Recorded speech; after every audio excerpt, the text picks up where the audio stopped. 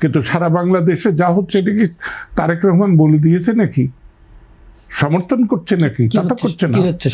নিয়ন্ত্রণ নাই। আমি তো দেখলাম যে স্বাধীনতার পরে বঙ্গবন্ধু শেখ মুজিবুর রহমানের কোনো ক্ষমতাই নাই, সবাইকে তুষ্ট করার জন্য সে কাজ করতেছে। আমি জিয়াউর রহমানকে দেখেছি সবাইকে তুষ্ট করার জন্য কাজ করতেছে, খালেদা সবাইকে তুষ্ট করার জন্য কাজ করেছে, এরশাদ সবাইকে তুষ্ট করছে, শেখ হাসিনাও তো সবাইকে তুষ্ট করার জন্য করেছে। তার নিজের মত কোনটা আমি তো দেখি না কোনোদিন। এই যে অপকর্মগুলো হয়েছে এটা কি শেখ হাসিনা চাইছে না খালেদা চাইছে? হ্যাঁ,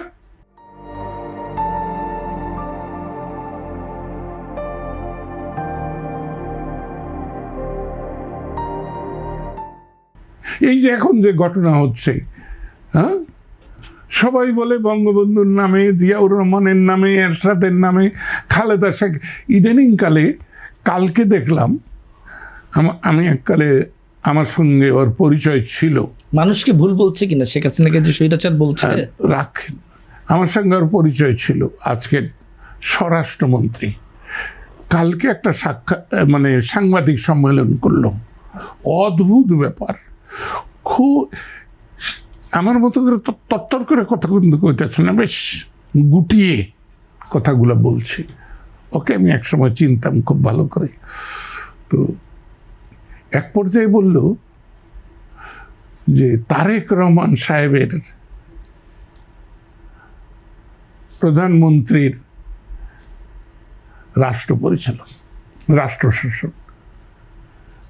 তো প্রধানমন্ত্রী তারেক রহমানের নামে হচ্ছে, কিন্তু সারা বাংলাদেশে যা হচ্ছে এটা কি তারেক রহমান বলে দিয়েছে নাকি, সমর্থন করছে নাকি? তা তো করছে না। নিয়ন্ত্রণ নাই। সবাই বলে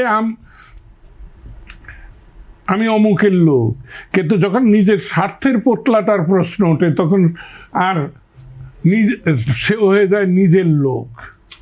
কথাটা বুঝছেন? তাই এরা কেউ স্বৈরাচার না, স্বৈরাচার হওয়ার যোগ্যতায় থাকলেও সুযোগ তাদের নাই। তারা জনতুষ্টিবাদীর নামে আশপাশের লোকদেরকে তুষ্ট রাখে।